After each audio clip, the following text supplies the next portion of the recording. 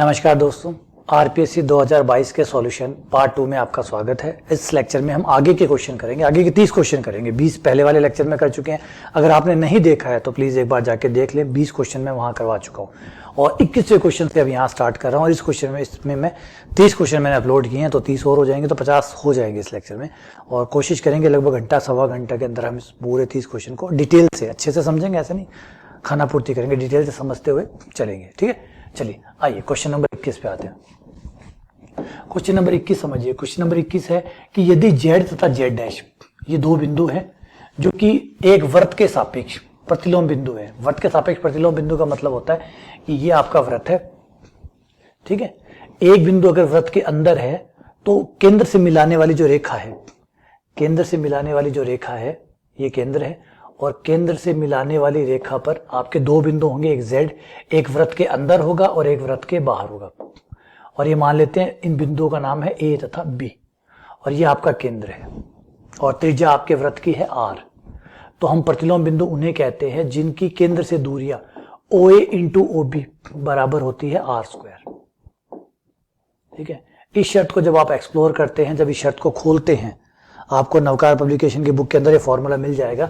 जब दो बिंदु Z और Z डैश अगर किसी वृत्त के सापेक्ष प्रतिलोम बिंदु है तो उस वृत्त का जो समीकरण होता है वो इस तरीके से दिया जाता है, A Z dash Z bar plus A Z dash plus A alpha alpha bar Z dash plus C बराबर 0।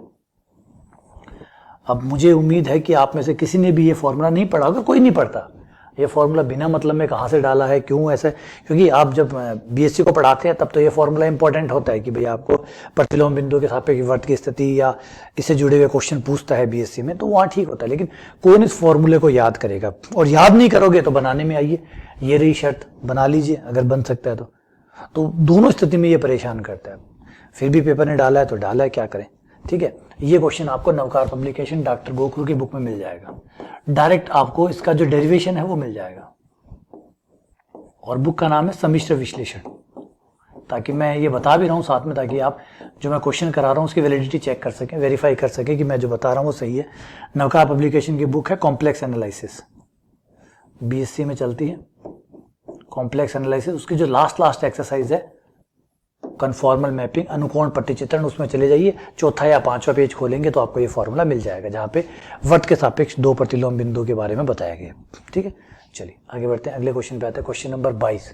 क्वेश्चन नंबर 22 है कि भैया एक वर्ग है, क्वेश्चन नंबर 22 एक वर्ग है जिसकी भुजाएं के अनुदिश ये 4 बल लग रहे हैं, एक लग रहा है P, एक लग रहा है 2P, 3P और 4P क्रियाशील है।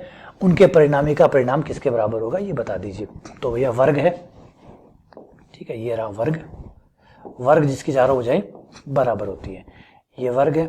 इसकी एक भुजा पे हमारा बल लग रहा है P, एक भुजा पे हमारा बल लग रहा है P और दूसरी भुजा पे हमारा बल लग रहा है, बंदे ने चित्र बना रखा है जबरदस्त, 2P, तीसरे पे लग रहा है 3P और चौथे पे लग रहा है 4P। ठीक है, अब कह रहा परिणामी बल निकालिए। तो परिणामी बल निकालने के लिए हमें क्या करना पड़ता है, सब बिंदुओं को सारे बलों को एक बिंदु पे लाना पड़ता है, सारे बल एक बिंदु पे आने चाहिए। अब देखिए P तो यहां से इस बिंदु पे ले आते हैं, P तो बाहर जा रहा है, ठीक है, 2P को उठा के यहां ले आए, 2P इधर आ जाएगा, ये रहा 2P। 4P अंदर की तरफ आ रहा है, अंदर की तरफ नहीं आना चाहिए, उसको बाहर निकालो, तो 4P बाहर की तरफ आ जाएगा। P सही है, बाहर की तरफ भी है, और हमारे इस बिंदु का नाम O रख लेते हैं, O से बाहर जा रहा है, बाहर भी जाना चाहिए, O से भी जाना चाहिए। तो 2P की एक हम शक्ल को यहां ले आए, 4P को बाहर की तरफ ले लिया, 3P को उठा के इधर ले आया, ये 3P इधर गया। ठीक है, ये 3P, ये P। अब आप देख सकते हैं कि 2P इधर जा रहा है, 4P इधर जा रहा है, P इधर जा रहा है, 3P इधर जा रहा है, तो परिणामी बल कितना होगा वो इनसे आप सीधा निकाल सकते हैं। वैसे फॉर्मूले हैं हमारे पास, लेकिन यहाँ फॉर्मूले व्यर्थ करने की जरूरत नहीं है, क्योंकि P और कट के इधर आपका एवरेज बचेगा 2P, इधर है 4P, ये रहा 4P, ये रहा 2P, कट उठा के ये बचा 2P। तो परिणामी 2P दोनों लंबवत है, 90 डिग्री का कोण है ना, तो परिणामी बल हो जाएगा 2P का स्क्वायर प्लस 2P का स्क्वायर। तो बिना मतलब में फॉर्मूला वेस्ट क्यों करें, 2P का स्क्वायर प्लस 2P का square, 4P square under root 8P square, 8P में बाहर आ गया P और 2 बाहर आ गया, 2P बाहर under root 2, 2P under root 2, ये आपका आंसर आ गया। इसने भी यही किया हुआ, एकदम सही है। ठीक है, तो ये क्वेश्चन सिंपल था, ज़्यादा मुश्किल नहीं था, ये आराम से जिसने भी बलों का संयोजन पढ़ा है वो उसको आराम से कर सकता है। चलिए आगे बढ़ते हैं, अगले क्वेश्चन पे आता है क्वेश्चन नंबर 23। क्वेश्चन नंबर 23 खेला है, जबरदस्त खेला है, जबरदस्त है क्वेश्चन। ऐसा क्वेश्चन आवर्ती वाले क्वेश्चन आते हैं, पहले भी आते हैं, अभी भी आए हैं, लेकिन यहाँ पे जो खेल खेला है ना वो जबरदस्त है। देखिए एक आया साइन, एक आया कॉस, एक आया टेन, इनमें आवर्तकाल पूछा है। तो भैया साइन का जो आवर्तकाल होता है, एक बार 5x/3 को भूल जाइए, साइन का आवर्तकाल होता है 2 पाई, कॉस का आवर्तकाल होता है 2 पाई, टेन जो है उसका पाई, इसका होता है पाई, टेन का आधा ही होता है पाई, पाई इसका आवर्तकाल होता है। लेकिन अब इनके जो गुणांक है 5/3, इनका भाग लग जाएगा आवर्तकाल में, क्योंकि खाली साइन एक्स का 2 पाई होता है, साइन 5/3x का 5/3 का भाग लग जाएगा, भाग लगने से हो जाएगा 6 पाई/5 इसका आवर्तकाल। इसमें भाग लगेगा 3/7 का, 7 पलट के ऊपर चला गया, तो 7 पलट के ऊपर चला गया तो ये हो गया 14 पाई/3। और फिर ये रहा, इसमें है 2/7 भाग लग के, 7 ऊपर 7 पाई/2। अब जब 3 राशियां हो, 3 फलन हो, तीनों के अलग अलग आवर्तकाल हो, तो इनका एलसीएम निकालना पड़ता है, लघुत्तम समावर्त्य। इनका जो लघुत्तम समावर्त्य होगा वो आपका आंसर होगा 6 पाई/5, 14 पाई/3 और 7 पाई/2। इनका एलसीएम निकाल लीजिए। एलसीएम कैसे निकलता है? बट्टे वाली संख्याओं का एलसीएम क्या निकलता है? ऊपर वाले का एलसीएम निकालिए, ऊपर वाले का लघुत्तम और नीचे वाले का महत्तम। लघुत्तम निकाल लेते हैं, 6, 14 और 7 का, 6, 14 और 7 का महत्तम, लघुत्तम समावर्त्य 6, 14 और 7। पहले 2 पे, ये आया 3, 7, 7, फिर 7 पे, 3, 1, 1, फिर 3 पे, 1, 1, 1, तो ये हो गया 7 दूनी 14, 14 तिया 42। तो ऊपर वाले का आ गया 42 पाई। ठीक है, नीचे वाले का जो है वो महत्तम समावर्त्य। महत्तम समावर्त्य का मतलब वो नंबर जो तीनों को डिवाइड करे, 5 को, 3 को, 2 को, बड़े से बड़ा नंबर जो तीनों को डिवाइड करे। तो बड़े से बड़ा नंबर जो 5 को, 3 को, 2 को काटता है वो है 1। तो आगे आंसर 42 पाई। ध्यान रखिएगा, जब दो संख्याएं बट्टे वाली संख्याएं होती है उनका लघुत्तम। ये क्वेश्चन बताइए क्या जबरदस्त बनाया, जिसने भी बनाया डबल खेल खेला है। पहले तो आवर्तकाल के साथ खेल खेला कि आपको आवर्तकाल पता है या नहीं है, और आवर्तकाल साइन कोस का आवर्तकाल पता है नहीं है, पता है तो जब उसके साथ कोई गुणा होता है तो आवर्तकाल क्या होता है ये पता है नहीं पता, ये पता है तो ठीक है। फिर एलसीएम, जब 3 फलन हो तो उनका आवर्तकाल कैसे निकालते हैं ये पता है या नहीं पता, आपने कहा ये भी पता है तो ठीक है। फिर 3 बट्टे की 3 संख्या का लघुत्तम कैसे निकलता है ये पता है नहीं पता। तो हर जगह आपको पता है, 4-5 चीजें हैं, एक क्वेश्चन है लेकिन 5 चीजें पूछ ली, एक भी नहीं आती है तो सवाल अटक जाएगा। आंसर आया 42 पाई। कहीं है क्या 42 पाई? ये रहा, तो ये रहा आपका आंसर 42 पाई। तो अच्छा क्वेश्चन, जबरदस्त क्वेश्चन बनाया इसको। ठीक है, चलिए आगे बढ़ते हैं। ये लघुत्तम निकालना सीख लीजिएगा, बट्टे की संख्याओं का लघुत्तम कैसे निकालते हैं। आ जाइए, ये क्वेश्चन है a + b - c = 1। 10 में 1 आता है, इसका मतलब है कि इन तीनों का जोड़ 45 डिग्री है ना। ये आ गया 45 डिग्री बराबर 45। इधर सेक को भेजा, सेक में 2 कब आता है? सेक में 2 तब आता है जब कॉस में 1/2 आता है। कॉस में 1/2 आता है 60 डिग्री पे, तो ये हो गया 60 डिग्री। अब हमें जो निकालना है वो क्या निकालना है? c - a निकालना है, c - a निकालना है। तो यहाँ पे c - a को मैं एक बार x नाम दे देता हूँ, तो ये हो गया b + x = 60 degree. c - a का नाम मैंने एक बार x रख लिया, थोड़ी देर के लिए इसका नाम x रख लिया। तो यहाँ पे पहले मुझे माइनस कॉमन लेना पड़ेगा, माइनस कॉमन, c आ गया, c - a हो गया जो कि x हो गया, c - x = 45 डिग्री। तो ये लीजिए, ये हो गया मेरा b - x = 45 डिग्री। अब अगर मैंने दोनों समीकरण को जोड़ा तो x कट जाएगा, जो कि मुझे x नहीं काटना, मुझे x तो निकालना है। इसलिए दोनों समीकरण को घटाने पर, घटाऊंगा तो b से b कट जाएगा और x 2x हो जाएगा, और ये मेरा हो जाएगा 105 डिग्री, और x बराबर आ जाएगा मेरा 105/2। 105/2 का मतलब हुआ 52 से ही 1/2 डिग्री, 52 से ही 1/2 डिग्री। ये मेरा आंसर हो गया। तो ये क्वेश्चन भी अच्छा था, ज़्यादा कॉम्प्लिकेटेड तो नहीं था, आराम से करने लायक ही था, इजीली कर सकते हैं आप इस क्वेश्चन को। चलिए अगले क्वेश्चन पे आते हैं, क्वेश्चन नंबर 25। ये प्यारा क्वेश्चन है, क्वेश्चन नंबर 25। ये अच्छा क्वेश्चन है। ये क्वेश्चन है कि एक त्रिभुज है जिसका परिकेंद्र आपको दिया गया है, जिसका लंब केंद्र आपको दिया गया है, और उसके निर्देशांक भी दिए गए हैं। तो बताइए केंद्र के निर्देशांक क्या होंगे? तो भैया ये जो परिकेंद्र होते हैं, जो लंब केंद्र होता है, ये एक ही रेखा में होते हैं। त्रिभुज का परिकेंद्र, ये यहाँ पे परिकेंद्र, ये लंब केंद्र, जहां भी त्रिभुज में होंगे तीनों को मिलाएंगे, और ये आपका केंद्रक, ये तीनों एक रेखा में होते हैं और केंद्रक इन्हें 1:2 में बांटता है, 1:2 में बांटता है। तो ये है 2-3 और ये है आपके 4-7। तो आप 1:2 का नियम लगा के अंतःविभाजन का सूत्र लगा के सॉल्व कर लीजिए। अंतःविभाजन का सूत्र क्या कहता है? अंतःविभाजन का सूत्र क्या कहता है आपको? वो कहता है कि x बराबर m1x2 प्लस m2x1 बटा m1 प्लस m2। आपका m1 m2 तो हो गया 1 और 2, ये आपका m1 है और ये आपका m2 है, ये आपका x1 है, ये आपका y1 है, ये आपका x2 है और ये आपका y2 है। ठीक है, मान रख दीजिए। पहले x निकाल लेते हैं। ये हो गया आपका m1 कितना 1, x2 कितना 7 प्लस m2 2, ये 3 6 बटा 3, ये आ गया 10/3। x आया 10/3। ऐसे ही y निकालेंगे तो y आ जाएगा हमारा 7 और 6 13/3।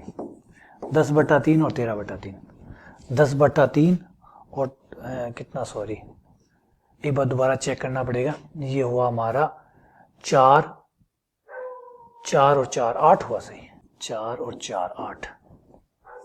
तो ये हमारा हुआ 8/3 13/3, 8/3 13/3। ये आपका आंसर है।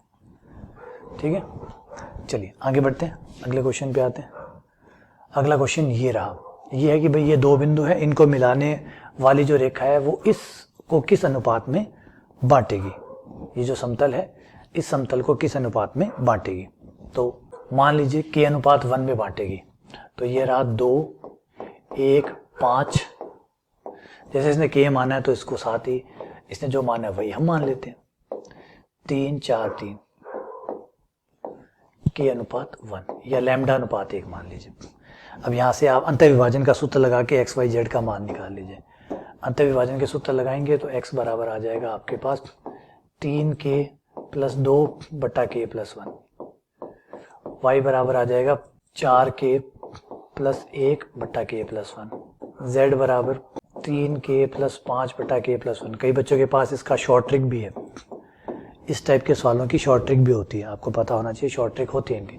तो आप ये x y z का मान यहाँ रख दीजिए। 2x का मान है हमारा 3k + 2। मैं आपको शॉर्ट ट्रिक से नहीं करा रहा हूँ क्योंकि मान लीजिए किसी को नहीं पता है और उसने इस तरीके से किया है तो कोई बात नहीं। 3k + 2 बटा k + 1 2y। तो ये क्वेश्चन इजी क्वेश्चनों में आएगा। 4k + 1 बटा k + 1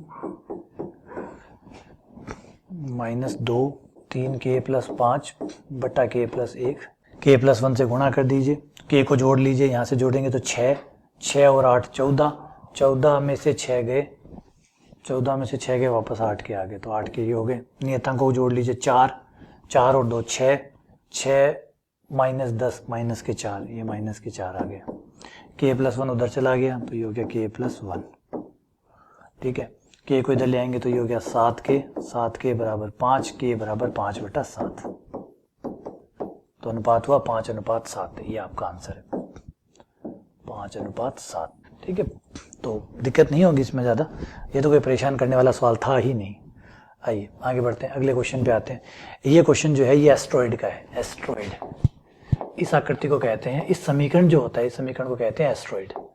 इस क्वेश्चन को आप फटाफट कर सकते थे थोड़ा सा, क्योंकि एस्ट्रॉइड जो होता है वो कुछ ऐसा दिखता है स्टार शेप में, ये होता है आपका एस्ट्रॉइड, इस शेप को एस्ट्रॉइड कहते हैं। अब ये कह रहा है कि एस्ट्रॉइड का जो परिबद्ध क्षेत्रफल है वो निकालिए। तो अगर आपको याद है तब तो आप तो फटाफट लिख सकते हैं, क्योंकि ये जो एस्ट्रॉइड होता है इसके फॉर्मूले आप बनाते हैं, डायरेक्ट बना के भी रखते हैं कि भैया कभी जरूरत पड़े तो सीधा हम काम में ले लें, तो आप डायरेक्ट काम में ले सकते हैं। करना क्या है, हमें पता है कि जो क्षेत्रफल का फॉर्मूला होता है वो होता है y dx। क्षेत्रफल का फॉर्मूला होता है y dx, तो यहाँ पे हम y dx ही लगाएंगे।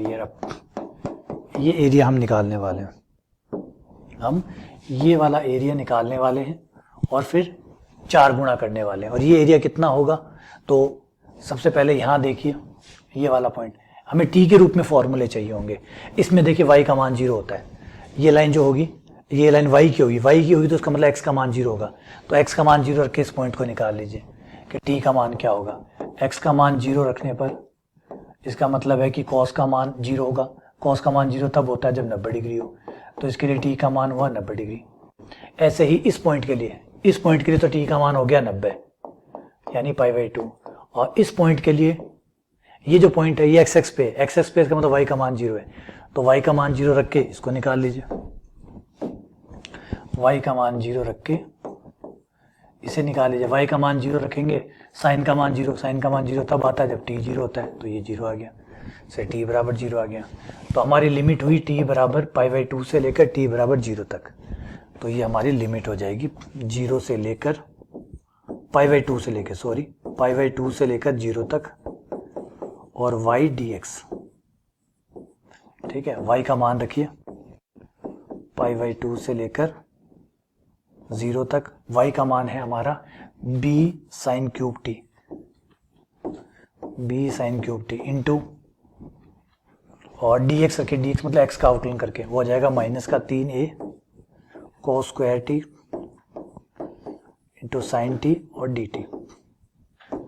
ठीक है, 3a बाहर लिखा है, -3a भी, इस लिमिट को उल्टा कर दीजिए ताकि माइनस का चिन्ह आ जाए, और ये माइनस और माइनस मिला के प्लस हो जाएगा, और आपका 3a भी बाहर इंतजार कर रहा है 0 से लेकर π/2 तक। साइन की पावर टोटल कितनी होगी, साइन की पावर होगी 4 cos स्क्वायर t dt। इस पर आप अपना गामा सूत्र लगा दीजिए, लिमिट 0 से π/2 तक है, साइन और cos आ रहे हैं, तो गामा सूत्र अप्लाई करिए। गामा सूत्र कहता है कि ये m है, ये n है, तो m हो गया आपका 4, n हो गया आपका 2।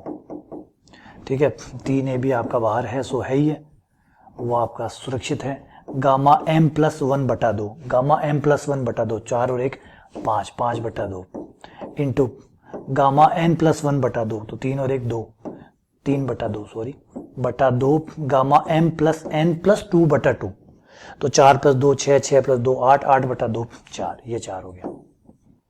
ठीक है, अब इनको खोलते ये सॉल्व हो जाएंगे, हमें आंसर अपना मिल जाएगा। सॉल्व करेंगे तो आ जाएगा 3ab तो हो ही गया, 5 बटा 2 को खोलेंगे गामा को, तो 3 बटा 2, 1 बटा 2 और √π इंटू 3 बटा 2 को खोलेंगे तो 1 बटा 2 √π। नीचे है आपके पास गामा 4, गामा 4 खुलेगा 3 2 1, 3 2 1, ये 3 कट गया और दुआ को इसे कट नहीं रहा, पाई आ गया, 3 आ गया, पाई आ गया, a आ गया, b आ गया, बट्टा नीचे आ गया, 2 दूनी 4 दूनी 8 दूनी 16, 16 दूनी 32, 32 आ गया। लेकिन याद रखिए सिर्फ एक का निकाला है, ऐसे 4 भाग हो रहे, तो 4 से गुणा करेंगे, 4 गुणा 3πab बटा 32, ये कटेगा 8 आ जाएगा, 3πab बटा 8, 3πab बटा 8, तो ये आ गया 3πab बटा 8, ये आपका आंसर है। क्लियर है? ठीक है, चलिए आगे बढ़ते हैं अगले क्वेश्चन पे। अगला क्वेश्चन ये रहा, ये भी थोड़ा सा कॉम्प्लिकेटेड क्वेश्चन था, टेढ़ा था, है ना, ऐसे क्वेश्चन तो छोड़ने होते हैं, लेकिन अगर किया है तो आपने ठीक है, कोई बात नहीं। ये है कि भाई एक परवलय है y² बराबर 4x, आपका जो वृत्त है वो उसका जो केंद्र है वो परवलय पे स्थित है, और परवलय जो है वो आगे जाके परवलय के शीर्ष से गुजरता है, तो इसके वृत्त का एनवलप ज्ञात कीजिए। अब बड़ी चीजें हैं इसके अंदर, एनवलप ज्ञात कीजिए। कौन एनवलप? कई खतरनाक चीजें हैं इसके अंदर। ये रहा आपका परवलय, सबसे पहले तो जिसकी बात हो रही है कि भाई परवलय चाहिए, ये रहा परवलय। इस परवलय पर एक बिंदु है जो कि केंद्र है, ये केंद्र ले लिया, तो वर्त के जो भी कोई बिंदु हमें मानना होता है वर्त परवलय पे, तो 80² 280 मान लेते हैं, ये 80² 280 हो गया, यही हमारा केंद्र है, इसको केंद्र मानकर वर्त खींचा गया, ये व्रत हो गया। ठीक है, व्रत का केंद्र ये हो गया। वर्त का केंद्र जो होता है वो माइनस का g और माइनस का f होता है, तो इससे हमें g और f का मान मिल गया। व्रत मूल बिंदु से जाता है, इस वजह से जो व्रत का समीकरण है उसमें c का पद हट गया, क्योंकि जब कोई भी व्रत मूल बिंदु से जाता है तो उसमें जो c का पद होता है, जो अचर पद होता है, वो नहीं आता। क्यों नहीं आता, समझे ये बात? इसलिए नहीं आता कि 0 0 को संतुष्ट भी तो करना है, 0 0 से जाता है मतलब 0 0 को संतुष्ट करना है। तो जैसे आप इसमें 0 0 रखेंगे तो 0 0 0 0 रखते ही c का मान 0 आ जाएगा, है ना। तो c का पद मैं हटा देता हूँ यहाँ से, ये c का पद मैंने हटा दिया। अब आप में g और f का अपना मान रख दीजिए, तो ये हो गया x² प्लस y², g का मान है -80², तो ये हो गया माइनस का 280² x, और f का मान हो गया आपका 280, तो ये 480y हो गया बराबर 0।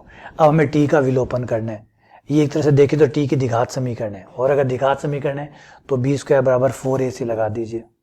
पहले तो इसको लिखिए t की घात के रूप में लिखिए, 2ax 2ax t, फिर t की पावर 1 का पद लिखिए -4ay t, ठीक है।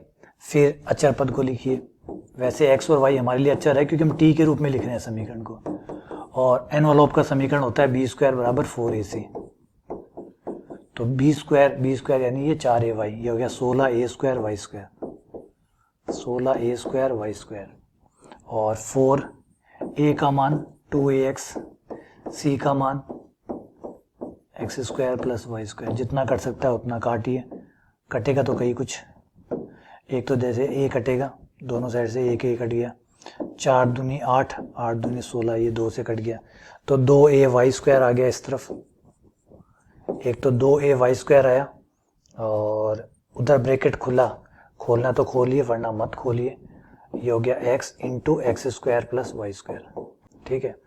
तो कौन सा आ रहा है भैया, इसमें तो x³ xy² और 2ay² भैया, ये रहा फर्स्ट वाला, लेकिन माइनस में आएगा, इसलिए गलतियां ना करें, उसको उधर ले जाएं, तसल्ली से लिख लें, तो ये हो सकता है आंसर पे पहुंच के भी हम गलतियां कर दें, आंसर पे पहुंच के हम गलतियां कर दें, ऐसा हम नुकसान नहीं उठाएंगे। y² कॉमन x - 2a, ये है y² कॉमन x - 2a, ये रहा हमारा आंसर, ठीक है ना। छोटी सी गलती गड़बड़ा सकती है, तो इसलिए नुकसान ना खाएं। चलिए आगे बढ़े अगले क्वेश्चन पे, क्वेश्चन नंबर 29, ठीक है। अगला क्वेश्चन कहता है, क्वेश्चन नंबर 29 सिंपल सा क्वेश्चन है, ये पहले भी मैं आपको करवा चुका हूँ, एक स्पेशल लेक्चर बनाया था मैंने इसके लिए कि भाई एस के अंदर A B C D E 5 element है, एस के ऐसे उप समुच्चयों की संख्या बताइए, कुल संख्या कितनी होगी जो सी तो रखते हो, जिसमें सी तो शामिल हो, सी शामिल हो परंतु डी ना हो। देखिए इससे कोई फर्क नहीं पड़ता शामिल हो नहीं हो, अगर आप कह रहे हैं कि वो शामिल करना है, जरूरी लेना पड़ेगा, या कह रहे हैं बिल्कुल ही नहीं करना, दोनों ही स्थिति में आप उसको चयन करने की संभावना खत्म कर रहे हैं। भाई लेना ही पड़ेगा तो चयन कहां बचा, छोड़ना ही पड़ेगा तो चयन कहां बचा, इसका मतलब वो एलिमेंट ना तो आप सी को चूज कर सकते हैं क्योंकि ये तो आपको रखना ही पड़ेगा, मजबूरी है, तो इसको छोड़ नहीं सकते। डी को आप नहीं ले सकते, इसको छोड़ना ही पड़ेगा, ये मजबूरी है, तो चयन खत्म हो गया। तो आपके समुच्चय में से सी और डी का चयन खत्म हो गया, वो सवाल नहीं चयन करके दे दिया, तो आपके पास सही में जो एलिमेंट बचे जो आप अपनी इच्छा से अपनी मर्जी से चुन सकते हैं वो सिर्फ 3 है, ए बी ई, और उप समुच्चयों की संख्या होती है 2 की पावर n, तो यहाँ पे n हुआ सही मायने में 3, दिखने में 5 था, लेकिन जब स्वतंत्र ही नहीं थे, 5 में से 2 स्वतंत्र नहीं है, स्वतंत्र 3 है, तो 2 की पावर 3 यानी 8, ये वो आपका आंसर है, इस लड़के ने सही किया हुआ है। अगले क्वेश्चन पे आते हैं, क्वेश्चन नंबर 30। ये क्वेश्चन कहता है कि ये एक गोले का समीकरण है, तो बताइए इसकी त्रिज्या कितनी है। तो एक तो गोले के समीकरण में जो x² y² z² के गुणांक होते हैं वो हमेशा बराबर होते हैं। नंबर 1, गुणांक को बराबर होना पड़ेगा, इसका मतलब a बराबर 2 होगा, बराबर b होगा, b a सब 2 होंगे, तो पहले तो ये कंफर्म हो गया। तो समीकरण आपका बन गया 2x² plus 2y² plus 2z², ठीक है। k का पद, ये x y का पद नहीं हो सकता, इसको 0 होना पड़ेगा क्योंकि गोले के समीकरण में x गुणा y का पद नहीं आता, तो ये खत्म। माइनस b का मान अब आ चुका है आपके पास कितना, 2 रख दीजिए, 2z, a का मान आ चुका है 2 बराबर 0, पूरे समीकरण में 2 का भाग देने पर square plus y² plus z² minus z minus 1 बराबर 0। अब आपको गुणांक निकालने होंगे, जो x का गुणांक है उसकी तुलना होती है 2u के साथ, इसका कोई गुणांक नहीं है, x² है, x का गुणांक नहीं है, तो u 2u बराबर 0, इससे u बराबर 0 आ गया। ऐसे ही y के गुणांक की तुलना 2v के साथ, तो 2v 0, इससे v भी 0 आ गया। 2w जो z का गुणांक है वो 2w से तुलना होगा, 2w बराबर -1, w बराबर -1/2। अचर पद की c से तुलना होगी, c बराबर -1। ये सारे मान अब आपके पास तैयार है, यानी अब आपके पास त्रिज्या आने के लिए तैयार है। त्रिज्या r बराबर होती है, गोले की त्रिज्या का फॉर्मूला होता है √ u² plus v² plus w² minus c। तो यहाँ पे u² जो कि 0, v² वो भी 0, w² जो कि 1/2 यानी 1/4 हो गया, c का मान -1 माइनस माइनस प्लस 1, ये आ गया आपका √5/4, जिसमें से 4 का वर्गमूल 2 होता है, ये बाहर आ जाएगा, अंदर रहेगा √5, नीचे 2 बाहर, √5/2 जो कि ये आपका आंसर हो गया। ठीक है, चलिए अगले क्वेश्चन पे आते हैं। क्वेश्चन नंबर 31 ये रहा क्वेश्चन 31। ये थोड़ा लंबा क्वेश्चन है, ये लंबा क्वेश्चन है, टेढ़ा क्वेश्चन है। चक्रीय ग्रुप है भैया, चक्रीय ग्रुप का ऑर्डर देखें तो इसमें कितने एलिमेंट है, इसमें है 6 एलिमेंट। ऑर्डर ऑफ ग्रुप है 6 एलिमेंट। अब इसमें पूछ रहा है कि जनकों की संख्या पूछिए। ये मैं हमेशा आपको कहता था कि जनक के क्वेश्चन जो है वो ग्रुप पूछता ही पूछता है, क्योंकि आरपीसी को बहुत पसंद है जनकों की संख्या। अब जनक कौन होता है? जनक वो होता है जिसकी कोटि ग्रुप की कोटि के बराबर होती है। आप कोटि निकालिए, जिनकी कोटि 6 है वो सब जो है वो हमारे जनक है, जिनकी कोटि 6 है। 6 होने का मतलब है जैसे ही मैं 6 पावर करूं तो तत्समक अवयव आ जाए, और गुणा की संक्रिया है, गुणन 7 है तो गुणा का तत्समक होता है 1, तो 1 आना चाहिए। जिनकी भी 6 पावर करने पर 1 आता है वो हमारा, जिनकी भी 6 पावर करने पर 1 आता है वो हमारा। तो 1 तो हो नहीं सकता क्योंकि 1 तो तत्समक अवयव है। 2 से ट्राई करते हैं कि 2 की पावर 6 करें तो 2 की पावर 6, 2 की पावर 6 करते ही आता है 2 दूनी 4 दुनिया 32 64 आता है। और 64 में अगर हम 7 का भाग दें तो शेषफल क्या बचता है? 64 में 7 में 63, शेषफल बचता है 1। बिल्कुल साहब, ये आता है। ठीक है, ये हमारा जनक है। तो 2 जनक है भैया, 2 जनक है। 2 जनक है तो 3 भी होगा फिर, क्योंकि ऑप्शन में 2 के अलावा कोई और है नहीं। समझ गया? 2 की पावर 6, 2 की पावर 6 का क्या मतलब हुआ? 2 को गुणन 7 करवाना है। 2 गुणन 7 गुणा 2 गुणा 2, इस तरीके से 7 भागना है। तो सीधा गुणा कर लो, सीधा 7 का भाग दे दो। और गुणन 7 का मतलब होता है गुणा करके जितना है उसमें 7 का भाग दो, और फिर जो शेषफल आए वो लिखो, और वो शेषफल 1 आना चाहिए। तो 1 आ रहा है इसका, तो इसका मतलब सही है। 7 में 63 के हिसाब से 1 आ रहा है, तो ठीक है, ये हो गया 2 और 3, ये हमारा आंसर है। ठीक है, चलिए आगे बढ़ते हैं। अगला क्वेश्चन, क्वेश्चन नंबर 32। ये क्वेश्चन जो है ये नवकार पब्लिकेशन की बुक में आपको डायरेक्ट मिल जाएगा, डायरेक्ट। इसकी थ्योरी समझानी पड़ती है। नवकार पब्लिकेशन की बुक में जाइए, और जो बुक है वो है हायर कैलकुलस, उच्चतर कलन की बुक है। हायर कैलकुलस की बुक है, उच्चतर कलन की बुक है, उसमें जाइए। उसमें जाते ही आपको ये एक्सरसाइज 3 का एग्जाम्पल है, एक्सरसाइज 3 का एग्जाम्पल है। तीसरी एक्सरसाइज में आपको ये एग्जाम्पल मिल जाएगा। ये जो है इसकी जो शर्त है आप चेक करेंगे तो 0 से लेकर 2 पाई तक, कहाँ है 0 से लेकर 2 पाई? 0 से लेकर 2 पाई तक ये एक समान अभिसृप्त होता है, एक समान अभिसृप्त होता है, यूनिफॉर्मली कन्वर्जेंस होता है। तो उस एग्जाम्पल में जाकर देख लीजिए, काफी थोड़ा लंबा प्रूफ है, काफी थ्योरी है इसकी, वो अगर आपको पता है तो हो जाएगा, वरना नहीं होगा।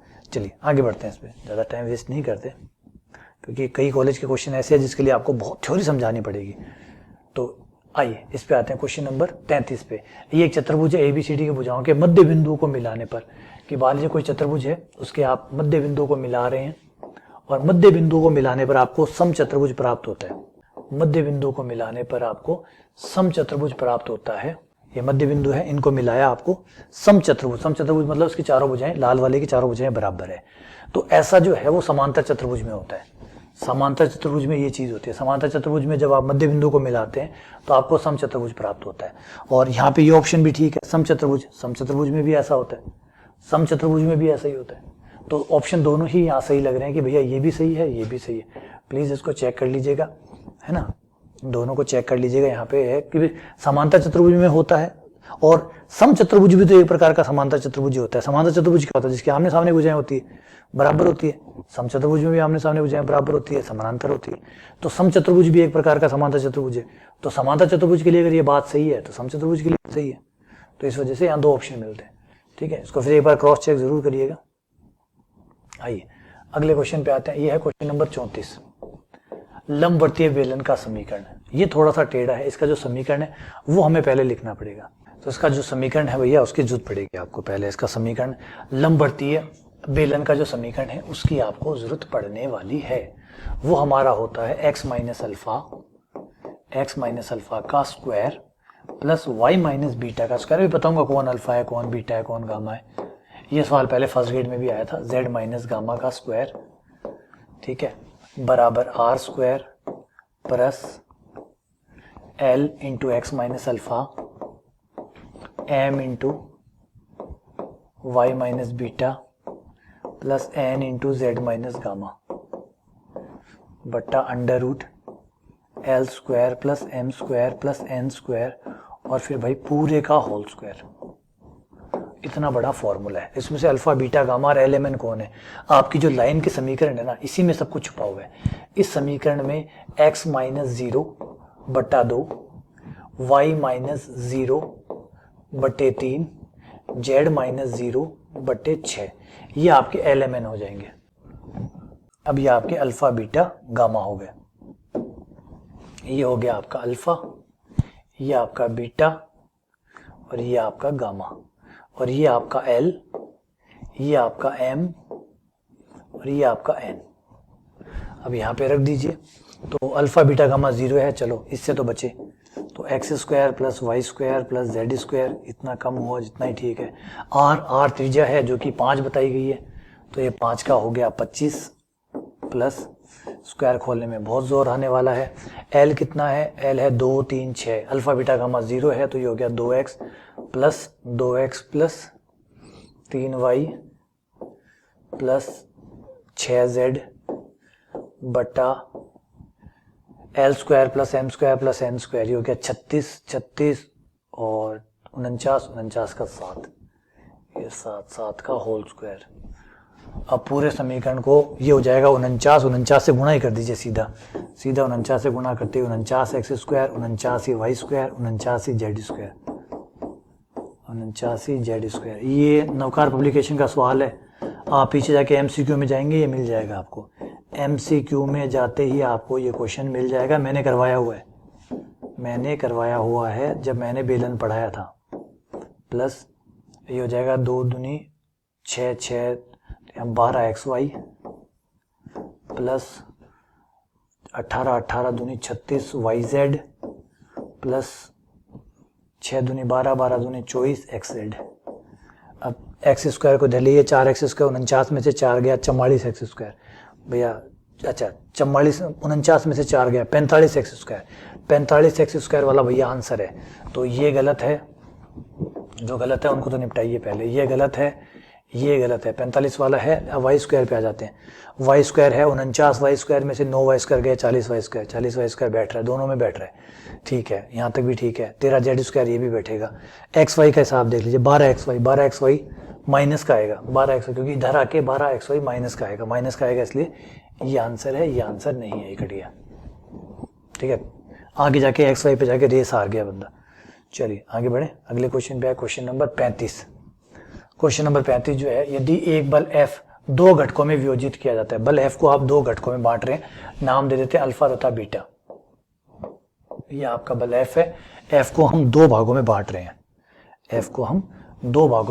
एक है हमारा F1, एक है हमारा F2, ठीक है। इस बार लंबवत नहीं बताया गया, ध्यान दीजिएगा, लंबवत नहीं बताया गया। एक का नाम रख लेते हैं अल्फा कोण, एक का बीटा कोण, जिसमें से एक कोण हमें दिया गया है कि वियोजित भाग किया जाता है, एक घटक बल के लंबवत है, मतलब एक कोण 90 डिग्री का है, इसमें से कोई भी एक 90 डिग्री रख लीजिए, ये 90 हो गया, ठीक है। अब दूसरे घटक का परिमाण आपको बताना है, और ये जो पहला घटक है ये दिया भी गया है कि f√3 है, ठीक है। तो आ जाइए, फॉर्मूला ये कहता है कि F1 बराबर होता है f साइन बीटा बटे साइन अल्फा प्लस बीटा, वियोजित भाग का फॉर्मूला है ये। इसमें से अल्फा का मान 90 दिया हुआ है, 90 रख दीजिए, f साइन बीटा बटा अल्फा का मान 90 हो गया, साइन 90 प्लस बीटा, ये बन गया कॉस बीटा हो गया। f1 का मान हमें दिया गया f√3, तो ये हो गया f√3 बराबर हो गया f साइन बीटा बटा कॉस बीटा, ये बन गया टेन बीटा। f से f कट गया, √3 तब आएगा जब बीटा 60 डिग्री हो, तो π/6 आ गया, बीटा का मान आ गया। अब हमें दूसरा घटक निकालना है, तो दूसरा घटक निकाल लीजिए। दूसरा घटक है हमें क्या, हमें f2 निकालना है, तो f2 बराबर होगा फॉर्मूले के हिसाब से f साइन अल्फा बटा f बटा साइन, ये हो सकता है आपके लिए पहली बार ये फॉर्मूला हो, वैसे कोई नया नहीं है। जैसे आप किसी बल को लंबवत बांटते हैं तो हो जाता है f cos theta f sin theta, और जब लंबवत नहीं काटते, किसी भी कोण पे बांटना हो, वियोजित करना हो, तो ये फॉर्मूले काम आते हैं। तो f sin अल्फा बटा f sin alpha plus beta, तो f तो f ही है, साइन अल्फा कितना है 90, तो साइन 90 का मान हो गया 1, नीचे हो जाएगा साइन 90 प्लस बीटा, जो कि हो गया साइन कॉस बीटा, और बीटा का मान है हमारा कितना निकाला था 60, और 60 का मान कितना है साइन कॉस 60 का मान, कॉस 60 का मान होता है 2, तो ये 2 आ गया, तो ये आ गया आपका f/2। तो ये आंसर है f/2। कहाँ है f/2? ये आपका आंसर है। ठीक है, चलिए आगे बढ़ते हैं, अगले क्वेश्चन पे आते हैं। Question number 36। ये क्वेश्चन भैया अधूरा सा है, कोई भी इसके अंदर बिना सिर पैर है, कोई सिर पैर नहीं। क्वेश्चन नंबर 36 बिना सिर पैर का है। ये कह रहा है कि भैया एक नियतन समस्या असाइनमेंट प्रॉब्लम है, उसमें m पंक्तियां हैं n स्तंभ है, तब सही कथन क्या होगा। ऑब्वियसली बात है, यहाँ पे जो वर्ड था वर्ड खा गए। ये कहता है कि संतुलित नियतन समस्या, संतुलित नियतन समस्या सॉरी, अगर संतुलित नियतन समस्या है तो m बराबर n होता है ना, वरना कुछ भी हो सकता है। व्यक्तियों की काम ज्यादा हो सकते हैं, व्यक्ति कम हो सकते हैं, व्यक्ति ज्यादा हो सकते हैं, काम कम हो सकते हैं, सब अलाउड है, यानी तीनों अलाउड है। m बड़ा है n से, ये भी अलाउड है, m छोटा है n से, ये भी अलाउड है, m बराबर n है, ये भी अलाउड है। इन्हें तो कहते हैं असंतुलित नियतन समस्या, इसे कहते हैं संतुलित नियतन समस्या। तो यहाँ से वर्ड खाया हुआ है, तो शायद हो सकता है कि इंग्लिश वाली में ये वर्ड नहीं खाया हो, तो प्लीज एक बार चेक कर लीजिएगा इंग्लिश वाली में। अगर असंतुलित है, अनबैलेंस्ड है, अगर असंतुलित है तो ये सही है, और अगर संतुलित है तो ये सही है। तो वो इंग्लिश के हिसाब से चेक कर लीजिएगा। हिंदी में तो ऐसा कुछ लिखा हुआ नहीं है, तो हिंदी के हिसाब से गलत है। और अभी मैं आपको 2 क्वेश्चन दिखा चुका हूँ जो हिंदी के हिसाब से सही नहीं लिखे हुए हैं, इंग्लिश के हिसाब से सही हो सकते हैं। हिंदी क्योंकि इंग्लिश मैंने लिखी नहीं है, तो आप वहाँ जरूर चेक कर लीजिएगा इसको। प्लीज चेक इंग्लिश पार्ट या English translation of this question, ठीक है ना। तो इस क्वेश्चन का जो इंग्लिश पार्ट है ट्रांसलेशन, वो जरूर चेक करिएगा अगर उसमें सही है, क्योंकि आरपीसी साफ कहता है कि भैया इंग्लिश में सही है तो फिर सही माना जाएगा, हिंदी में चाहे गलत हो, क्योंकि हमें हिंदी की गारंटी नहीं है, इंग्लिश की गारंटी है। तो इस हिसाब से आप देख लीजिएगा, कहीं गलत आप कह दो और हिंदी में लिखा हो वहाँ सही हो तो नहीं चलेगा। अब ये क्वेश्चन जो है ये खेल है, खाली ये सिर्फ खिलवाड़ है। खिलवाड़ क्या है, ये देखिए प्लस माइनस दे दिया, अब बच्चा कंफ्यूज, प्लस माइनस है का मतलब एक अंतर श्रेणी है। फिर कह रहा है निरपेक्ष अभिसारी निकालो। निरपेक्ष अभिसारी का मतलब होता है इस श्रेणी को प्लस कर दो, सबको प्लस कर दो। सबको प्लस कर दोगे तो ये हो जाएगा 1/1 प्लस 1/2 की पावर p, 1/3 की पावर p, 1/4 की पावर p, 1/5 की power p dash dash dash dash. अब ये श्रेणी जो है ये अभिसारी कब होती है, ये अभिसारी तब होती है जब p का मान 1 से बड़ा होता है। 1 से बड़े होने पर ये अभिसारी होती है, और 1 से छोटे और 1 के बराबर होने पर ये अपसारी होती है। और मैं आपको इसके बारे में बता भी देता हूँ, इस सीरीज को हाइपर हार्मोनिक सीरीज कहते हैं। Hyper harmonic series, hyper harmonic series कहा जाता है इसको। ये हमारी स्टैंडर्ड सीरीज होती है, मानक सीरीज होती है। इससे हम बाकी को कंपेयर करते हैं। जैसे हमारे बाट होते हैं ना, 1 किलो का 2 किलो का, वो बाट स्टैंडर्ड होते हैं, और हम उसी बाटों के आधार पर सामान को तोलते हैं। अब सोचिए बाट में अगर जोड़ हो तो नहीं है, क्योंकि स्टैंडर्ड है, स्टैंडर्ड है। कंपनी जो बनाती है एकदम नाप तोल के बनाती है ताकि कोई गलती ना हो, क्योंकि अगर वो गलती हुई तो फिर वो गलतियां बहुत लंबे तक चलेगी। अगर बाट ही खराब है तो सोचिए कितने लोगों को गलत सामान मिलेगा, है ना। तो ये स्टैंडर्ड होते हैं, इनका हम इस्तेमाल करते हैं इसमें। तो आंसर है p बड़ा है 1 से। अगला क्वेश्चन, ये क्वेश्चन देखिए, अच्छा क्वेश्चन है ना। इस क्वेश्चन में क्या करना है कि ये S1 है, ये S2 है, बताइए इनमें क्या रिलेशन है दोनों में। तो ज़्यादा मुश्किल है नहीं, थोड़ा सा खेल है, बस हल्का सा आपको खेल खेलना है। log x के साथ शुरू कीजिए, log x बराबर t, तो आपका x बराबर आ जाएगा e की पावर t, और जिससे dx बराबर आपका आ जाएगा e की पावर t एंड dt, ठीक है। तो आपका S1 हो जाएगा, लिमिट रखेंगे, चेंज कर दीजिए, e क्यूब रखेंगे, 3 आगे आ जाएगा, log e का मान 1 हो जाएगा, तो लिमिट हो जाएगी 2 से लेकर 3 तक, और ये बन जाएगा log x, x की जगह आपका आ गया t, तो वो हो गया t की पावर -2 इंटू dx, dx की जगह आ गया e की पावर t एंड dt, ठीक है। अब ये आपका आ गया 2 से लेकर 3 तक, e की पावर t ऊपर बट्टा t² नीचे और dt। अब आप मिलाएंगे, ये S1 है और S2 को मिलाइए, देखिए S2 को देखिए सेम है नहीं है, 2 से लेकर 3 तक e की पावर t। अब आप कहेंगे सर ये तो x में लिखा हुआ है, ये t में लिखा हुआ है।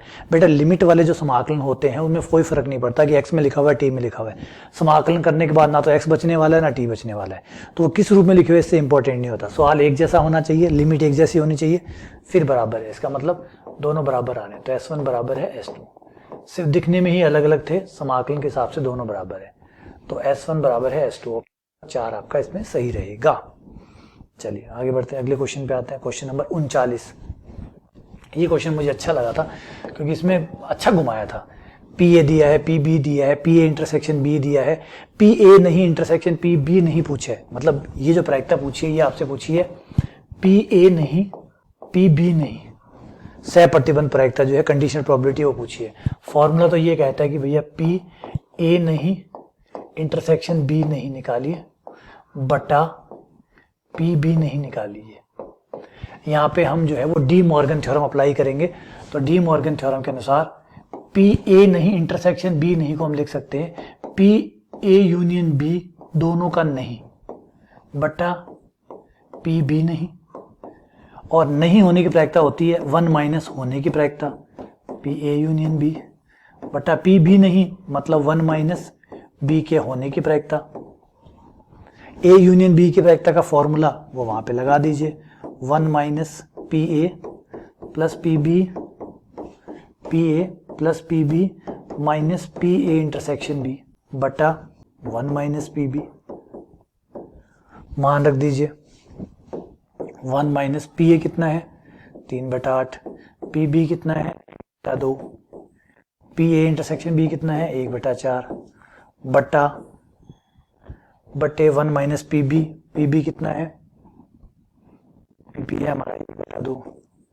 ऊपर लघुत्तम लघुत्तम लीजिए, लंबा चौड़ा खेल हो जाएगा ये तो, लंबे लंबे लघुत्तम 1 माइनस लघुत्तम इसका आ जाएगा 8, 8 आने के बाद में 3 4 7, 7 में से 2 गए 5, 5/8, 5/8 तो घटा के 3/8, 3/8 ऊपर आएगा और 1/2 नीचे आएगा, कटने के बाद ये हो जाएगा 3/4। ये हमारा आंसर है 3/4। कहाँ है ये रहा 3/4, इसने भी सही निकाला है 3/4। ठीक है, चलिए आगे बढ़ते हैं, अगले क्वेश्चन पे आते हैं। क्वेश्चन नंबर 40 ये रहा, ये है बेसल सूत्र। हाय हमारा बेसल सूत्र, बेसल सूत्र की सहायता से ये मान ज्ञात कीजिए। इसका मतलब है आपको बेसल सूत्र याद होना चाहिए, तब जाके आप इसका मान रख सकते हैं।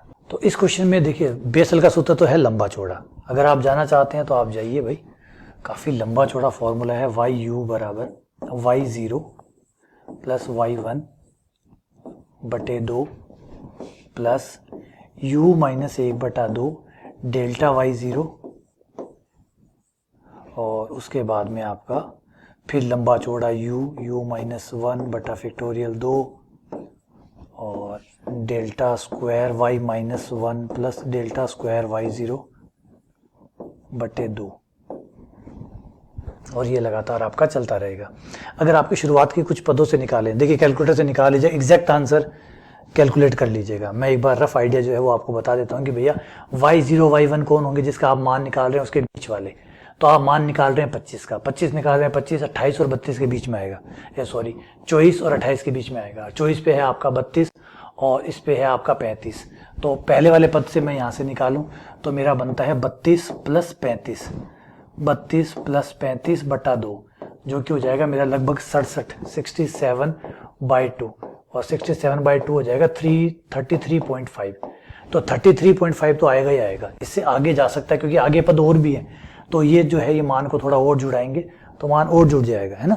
ये जो आगे वाले पद है ये मान को जुड़ाएंगे तो मान और जुड़ जाएगा, तो आगे और पद आएंगे तो और जुड़ते जाएंगे। तो 33.5 से ज्यादा उत्तर आएगा। ये तो 32.2 ही है, ये 32.8 ही है, ये 33.4 ही है, तो एक ही बचा 33.9। तो ये आपका आंसर हो गया। तो इस तरीके से आप गैस, सही गैस लगा सकते हैं। देखिए पहले क्योंकि फॉर्मूला का जो पहला पद है वो कह रहा है भाई इतना मान आएगा प्लस और जुड़ता हुआ जाएगा, तो उसमें तो दिख ही नहीं रहा कोई जुड़ने की संभावना, तो फिर यही हो गया। ठीक है, थोड़ा स्मार्ट तरीके से करते हैं तो ये हो जाता। चलिए आइए अगले क्वेश्चन पे आते हैं। ये फलन है, ये आपको आरबीएससी का क्वेश्चन है। आरबीएससी खोलिए, ये क्वेश्चन आपको आरबीएससी में उच्च निम्निष्ठ की पहली प्रश्नावली में ये आपको मिल जाएगा। करना इसमें ज्यादा कुछ है नहीं, किया अवकलन f-x बराबर ये हो गया आपका x का अवकलन करना होगा, तो लोग लेके अवकलन करना होगा। इसको मैं y मान लेता हूँ एक बार, y बराबर है ना x लोग लूंगा तो लोग y, x आगे आ जाएगा और माइनस x लोग x, 1/x को x की पावर -1 लिख के माइनस आगे लिया है। अवकलन करूंगा तो ये हो जाएगा 1/y dy/dx, और यहाँ पे माइनस बाहर x लोग x का 1/x का दिया 1 प्लस फिर log x को छोड़ दीजिए, x का कर दीजिए, वो 1 हो गया, 1 प्लस log x आ गया। अवकलन को 0 कर दीजिए, x का मान निकाल लीजिए, log x बराबर -1, x बराबर e की पावर -1 बराबर 1/e। ये आपका x का मान आ गया, x बराबर 1/e। ये बस यही उच्चिष्ट होने वाला है, क्योंकि और तो कोई संभावना होती नहीं है।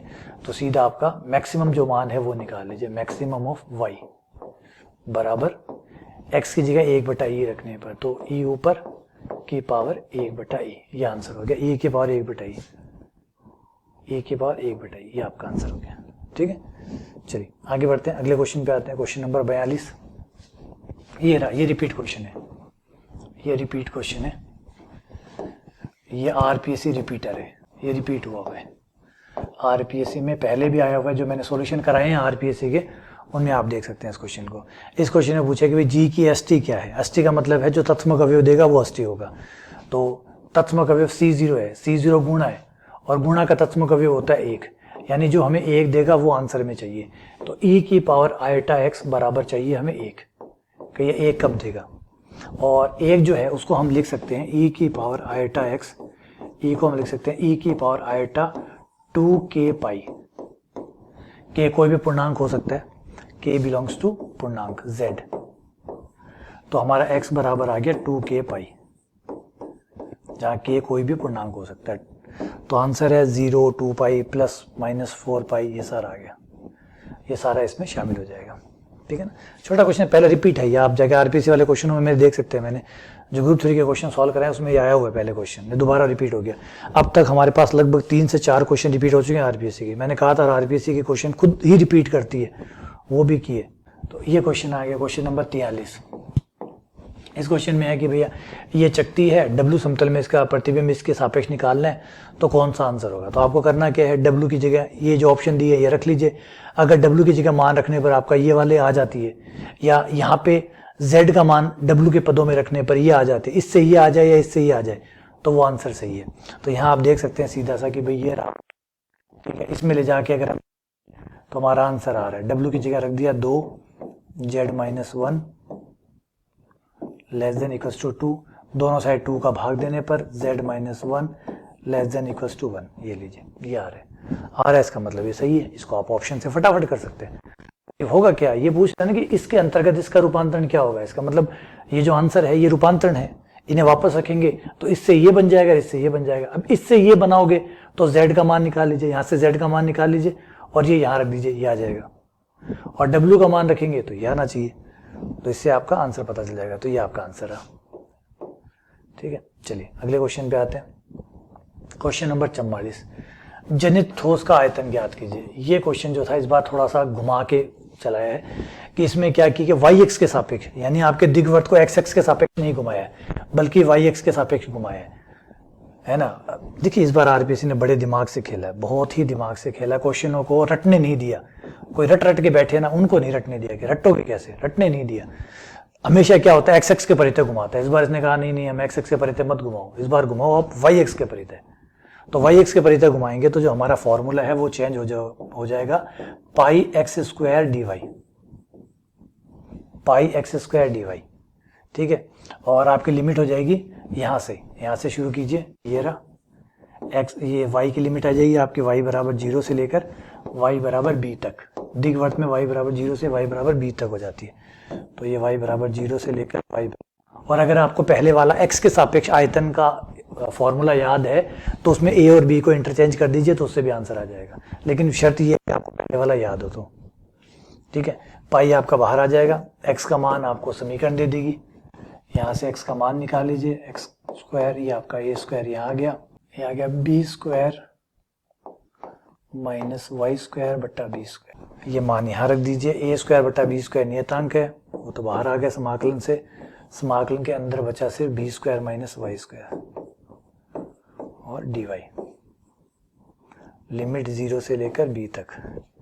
तो ये हो गया pi a square B square और बी स्क्वायर वाई, ये हो गया B cube minus Y cube बटा 3, जो कि बी क्यूब बटा 3 हो गया। सॉल्व करने पर तो बी स्क्वायर कट जाएगा, एक बी बच जाएगा, और ये पाई ए स्क्वायर आपका बाहर ऑलरेडी है सो है, प्लस बी स्क्वायर कट गया, बी बच गया और 2b बटा 3, तो ये आपका आ गया 2 पाई बटा 3 ए स्क्वायर बी। पहले ए बी स्क्वायर आता था, इस बार ए स्क्वायर बी आया क्योंकि इस बार घुमाने का जो तरीका था वो वाई एक्स था। तो 2 पाई बटा 3 ए स्क्वायर बी। ठीक है, चलिए आगे बढ़े अगले क्वेश्चन पे। क्वेश्चन नंबर 45, ये रहा समीकरण जेड स्क्वायर प्लस जेड बार। ये पहले आईआईटी का क्वेश्चन है वैसे। जेड स्क्वायर प्लस जेड बार में हलों की संख्या, मतलब वो मान बताइए जो समीकरण को संतुष्ट करे। तो भैया संतुष्ट करने वाला एक मान तो मैं आपको यहीं बता देता हूँ हाथों हाथ, जेड बराबर 0। जेड बराबर 0 रख लीजिए, समीकरण को संतुष्ट करेगा। जेड का मान 0 रखने पर 0 का स्क्वायर 0, जेड का संयुग्मी 0 का संयुग्मी 0, 0 प्लस 0 0, संतुष्ट कर रहा है। इसका मतलब ये आंसर है, ये इसका आंसर है।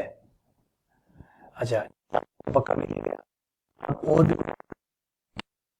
देखना पड़ेगा। चलिए इन्हें सॉल्व करना पड़ेगा। जेड स्क्वायर बराबर हो गया माइनस का जेड का संयुग्मी। जेड है आपका X plus iota Y, Y का स्क्वायर, ये हो गया एक्स माइनस आइटा वाई, संयुग्मी है ना, तो एक्स माइनस आइटा वाई। खोलने पर ही हो जाएगा X square minus Y square minus 2 iota X Y, minus X minus minus plus iota Y. काल्पनिक भाग से काल्पनिक भाग की तुलना, वास्तविक भाग से वास्तविक भाग की तुलना, तो इससे आ जाता है आपका X square minus Y square बराबर माइनस एक्स। ठीक है, एक तरफ लाएंगे तो ये हो जाएगा X square plus X minus Y square बराबर 0, इक्वेशन नंबर 1। अभी ऐसे एक इक्वेशन और बनेगी, काल्पनिक भाग से काल्पनिक भाग की तुलना करेंगे तो 2xy बराबर आ गया 2xy बराबर y। यहाँ से हमारे मान निकलने की संभावना है 2xy माइनस वाई बराबर 0।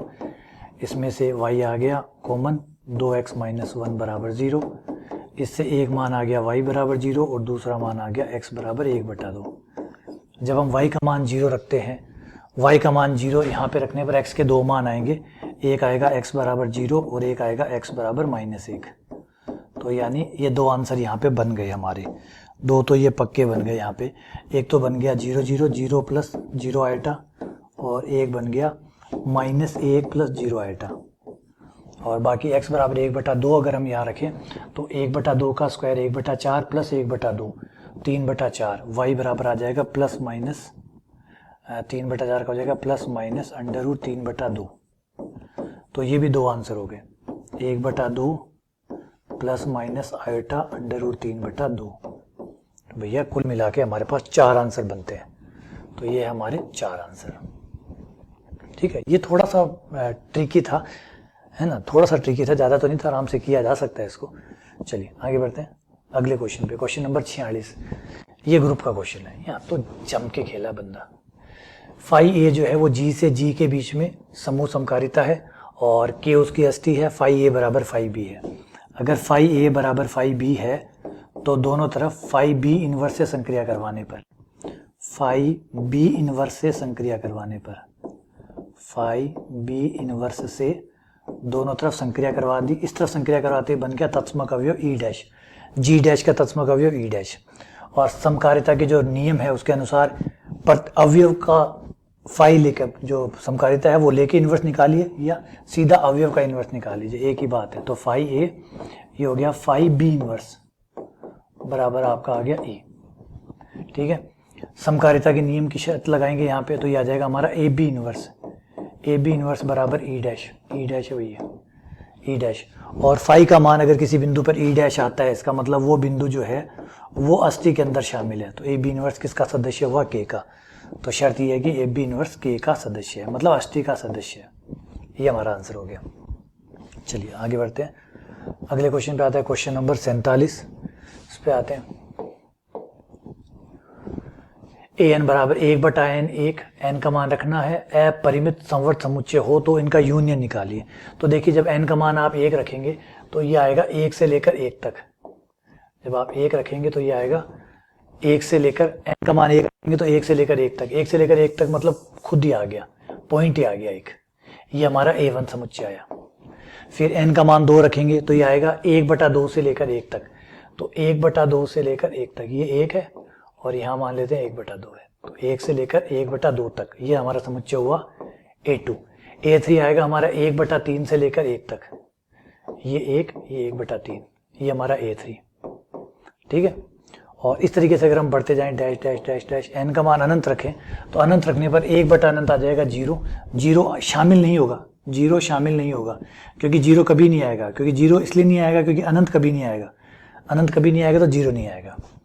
अब हम इन सारे समुच्चयों का यूनियन करें तो यूनियन क्या होता है, सबको मिला के आ जाता है।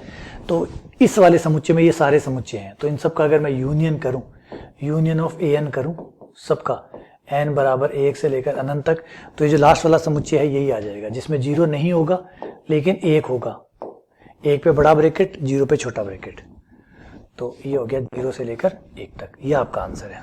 अगला ये है 48वां, इस क्वेश्चन को देखिए। इस क्वेश्चन में एक चीज तो बिना मतलब में डाल रखी है कि अपसारी है या अभिसारी है। भैया ये जो फलनों की श्रेणी है, ये फलन है ये, ठीक है, फलनों की श्रेणी है, ये तो एक समान अभिसारी है या एक समान अभिसारी नहीं है, इनकी बातें चलेगी इसमें कि एक समान अभिसारी है या एक समान अभिसारी नहीं है। और इनमें ये अभिसारी अपसारी डायरेक्ट वर्ड होते भी नहीं है, इनमें होता है बिंदुश अभिसारी है, बिंदुश अभिसारी नहीं है, या एक समान अभिसारी है या एक समान अभिसारी नहीं है। तो ये वर्ड जो है अपसारी और अभिसारी, खाली अभिसारी और अपसारी, इनके लिए कोई मायने नहीं रखता, ये बेकार वर्ड है। तो ये दो ऑप्शन तो आउट ही हो गए, बच गया एक समान अभिसारी है और एक समान अभिसारी नहीं है, ये हमें देखना है। दो ऑप्शन में से एक सही है। तो यहां समझिए थोड़ा सा, इसकी जो टर्मिनोलॉजी है उसको समझिए कि ये वाला जो पद है हमारा, इसको un मान लेते हैं। तो un बराबर हुआ हमारा nx, इसको बटे में ले आते हैं क्योंकि माइनस की पावर है, नीचे आके प्लस की पावर हो जाएगी। अब इनके अंदर अगर हम देखें तो ऊपर तो है n और n अनंत तक चलेगा, तो ऊपर वाला जो है वो उतनी स्पीड से नहीं चलेगा जितना e चलेगा। e तो भैया एक्सपोनेंशियल है, एक्सपोनेंशियल अगर तेज नहीं चलेगा तो कौन तेज चलेगा? तो नीचे वाला इतना तेज चलेगा कि ये पहले ही अनंत पे पहुंच जाएगा, और पहले अनंत पे पहुंचने की वजह से नीचे अनंत आ जाएगा। ऊपर वाला बेचारा नंबरों पे चल रहा होगा, 5, 10, 15, 20 आसपास चल रहा होगा, और ये पहुंच जाएगा अनंत पे, तो इसलिए भाग होके 0 हो जाएगा। तो भैया इसका जो बिंदुश अभिसरण है, बिंदुश पॉइंट वाइज जो अभिसरण है वो है 0। अब दिखाइए कि अगर एक समान अभिसरण है तो आप दिखाइए कि ये फेल हो रहा है किसी बिंदु पे। तो अभी चेक कर लेते हैं। x बराबर 1/n लेने पर, x की जगह अगर हम 1/n ले लें तो n इंटू एक्स की जगह 1/n e की पावर माइनस n, x की जगह 1/n स्क्वायर, जिसे n कट गया, ये n कट गया, n का मान अब e की पावर हो गया माइनस 1/n, और n का मान अनंत रखने पर ये हो गया e की पावर माइनस 0, e की पावर माइनस 0 चाहे प्लस 0 हो तो एक होता है 1। तो भैया देखिए ये जो है बिंदु अभिसरण तो हो रहा था 0 पे, लेकिन एक समान अभिसरण का एक पॉइंट अलग आ रहा है, यानी ये सभी बिंदुओं पे एक रूप से अभिसारी नहीं होगा। तो जवाब है भैया एक तरीके से अभिसारी नहीं होगा। तो ये गलत, ये गलत, ये सही। ठीक है, चलिए आगे बढ़ते हैं अगले क्वेश्चन की तरफ। क्वेश्चन नंबर 49, इस क्वेश्चन पे आइए। क्वेश्चन नंबर 49, बताइए कि क्या फलन एक ही है, क्या फलन आच्छादक है। तो भैया अगर एक ही है तो दो बिंदु x1 और x2 पे अगर फलन का मान बराबर है तो प्रूफ करना होगा कि बिंदु भी बराबर है। अगर फलन का मान बराबर है तो बिंदु भी बराबर होने चाहिए। तो रखिए मान x1 क्यूब 5x1 प्लस 1 बराबर x2 की क्यूब प्लस 5x2 प्लस 1। ठीक है, यहां से आपका 1 से 1 कट गया, इनको एक तरफ ले आइए, x1 की क्यूब माइनस x2 की cube plus 5 common, x1 minus x2।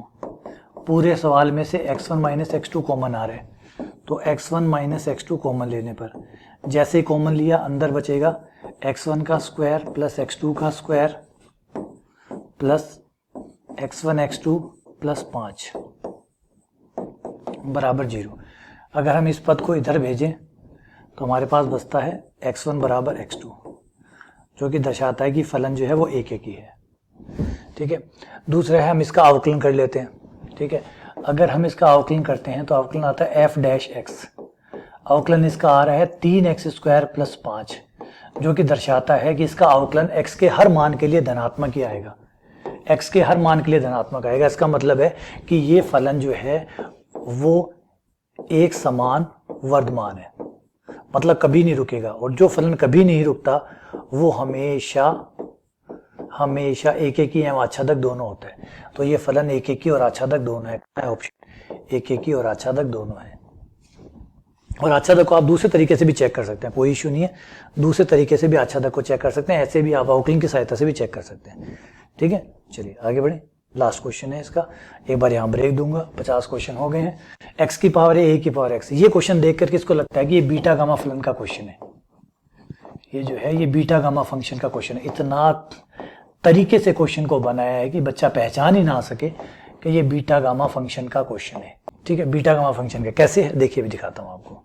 ये है 0 to इन्फिनिट, ठीक है, ये है आपका x की पावर है, इसको रहने दीजिए, a की पावर x को ऊपर ले आइए तो ये हो जाएगा a की पावर माइनस एक्स, और x की पावर a यहाँ तक ठीक है, dx यहाँ तक भी ठीक है। a की पावर माइनस एक्स को हम e के पदों में लिखेंगे तो ये हो जाएगा 0 to इन्फिनिट e की power minus x log a, ऐसे करेंगे तो हम लिख सकते हैं, ठीक है, इंटू x की पावर a और dx, ये लीजिए, है ना, इसे ऐसे लिख दिया हमने, e के रूप में लिख दिया।